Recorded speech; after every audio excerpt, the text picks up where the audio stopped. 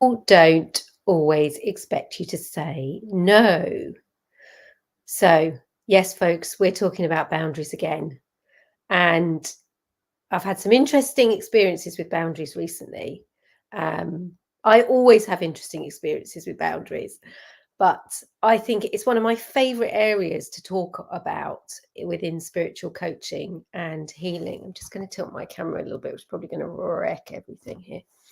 Um, yes, I've disappeared into the green screen. I should just leave it alone. But I've been noticing this recently that sometimes when people ask a question, there is an assumption. It's not all. This isn't always the case, but there is an assumption that you will say yes. And it's taken me a really long time to figure all of this out. I was a born people pleaser, absolutely born. I had no center. I was about to say center of gravity. I really did have no center of gravity. I had no center. My self-worth was very low. I had no confidence. I was very, very shy child. We're not going to go into all the wheres and whyfalls about that, but I didn't have that capacity to even know for a long time that I could say no. Just thought I had something in my face. That I could say no to things. And even now, I'm realizing that sometimes when people will ask you a question and they have an expectation that you will say yes, so it's almost like a courtesy question. You are then, when you go to put your boundary in place, if it's a no, because it could be the other way, it could be a yes as well when they're thinking it's a no sort of thing. But let's do it this way round, because this is the one I think those of us with boundary issues most get stuck in. And your no is going against their perception. And for people without a strong center, for people without a good sense of self-worth, confidence, self-esteem, that can be really hard. And I have often, over the years, and I have learned a lot about following my intuition with situations like this, with putting boundaries in place. And that is what it comes down to, is following your intuition. There have been many times in my life, and I'm really thinking about the last 20 years where I've had a lot of consciousness around myself, where I've come up against other people with higher levels of certainty than I have, much higher levels of certainty and self-confidence. And my instinct has been a no for whatever the situation is. We don't need to get into the mechanics of it. It doesn't matter. And I've had to hold really strong in following my instincts and intuition in that situation. And it can make no logical sense to anyone else, particularly the person on the other side of it. If you're setting a boundary with another person, it make no logical sense. But I have to say, it's one of the most empowering things in the world to set a boundary, especially when it's an unexpected boundary, or it's a boundary because it really defines the line. It draws a line in the sand. And every time I've set a boundary, a door of opportunity has opened for me without a shadow of a doubt.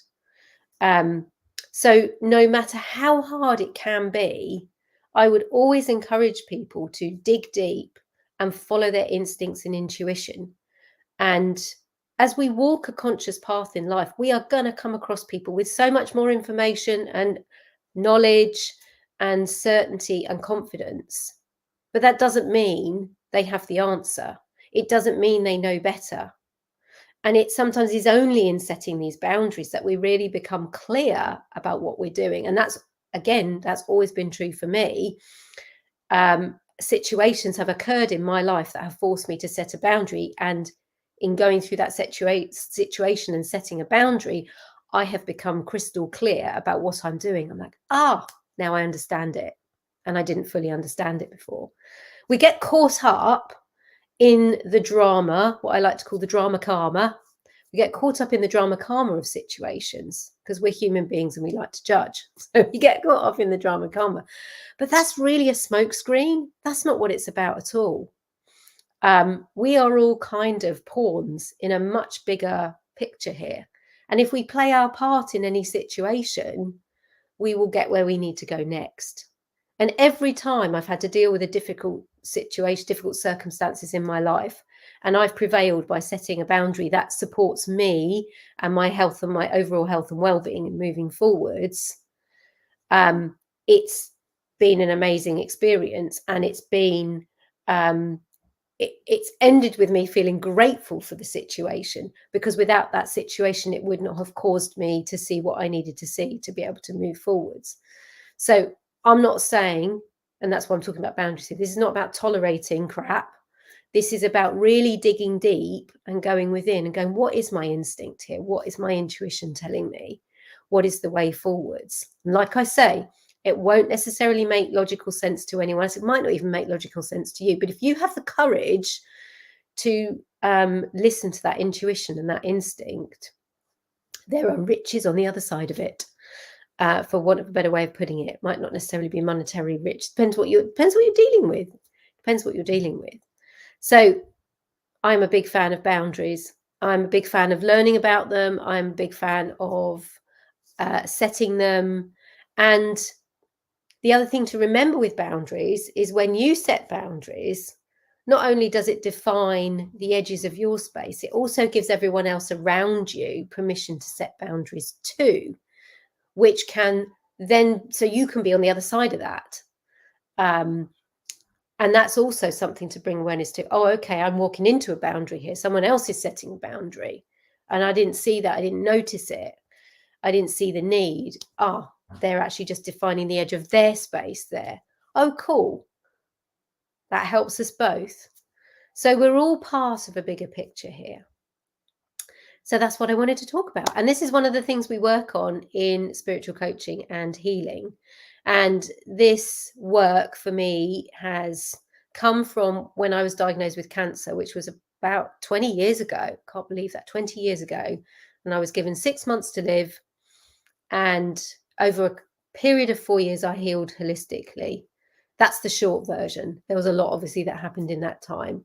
And that 4 years took me to what I like to call my base level of healing, which was really the beginning of being conscious, changing life, choosing to walk a conscious path of integrity at every step of the way. And this is not a straightforward path. This is not a once and done. This is not getting it right, getting it perfect. There have been plenty of times I've fallen, tripped up, said the wrong thing, done the wrong thing, handled something badly, upset people. I'm good at that. But it's all allowed me to be the person I am, and to be able to hold space within the spiritual coaching and healing sessions that I do for other people. And in this space, I only work with women, for women to feel safe, to find their self-confidence, to feel good in their bodies, to trust their own intuition and certainty. And that's one of the biggest things that we work on in the spiritual coaching, is really unearthing someone's own intuition.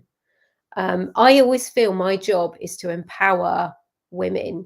And I've always jokingly said about this space, if I'm doing my job well, I'm almost putting myself out of business, because I'm empowering women to hold a space where they are in self-maintenance mode, so they don't have to keep coming back for sessions. That's my goal, really, is that other people, they come, they get some tools, they find their own intuition, they start to really dig in and listen and move forwards. And then they go into their own life and they're able to keep up a practice that allows them to continue doing that. And then they'll pop in every now and again for some self-maintenance.